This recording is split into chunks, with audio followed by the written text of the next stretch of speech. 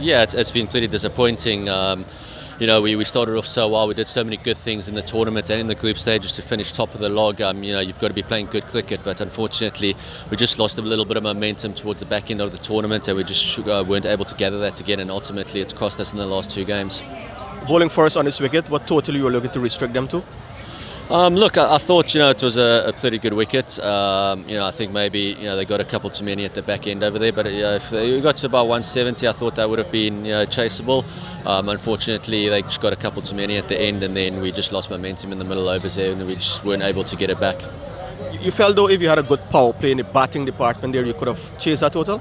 Yeah, 100%. And I thought, even when the power play that we had, I thought that set us up nicely for the rest of the game. But unfortunately, straight after the power play, those next 4 overs, we just lost momentum. We couldn't find boundaries, and their spinners came into the game, and the pitch did slow up a little bit and started turning a bit, which we didn't really anticipate.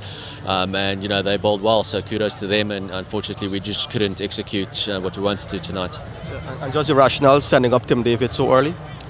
Yeah, it got to a stage where we kind of had to start hitting a couple of boundaries, and he's one of the best boundary hitters in the world.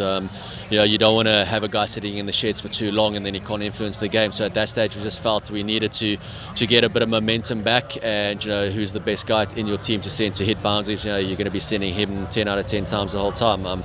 He got a couple away, but unfortunately, we just couldn't get enough.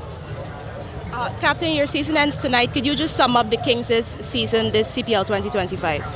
Yeah, I think we had a fantastic group stage. There's a lot to be proud of. Everybody, there's a couple of guys who really put in some big performances. Young Akeem Giese has really announced himself on the stage, and Lost and Chase again shows why he's a world-class all-rounder. Tableau Shamsi, after such a disappointing first game for him, came back really nicely. So there's always positives in a game of cricket. There's always going to be negatives also, but you'd like to focus on the good things that we've done.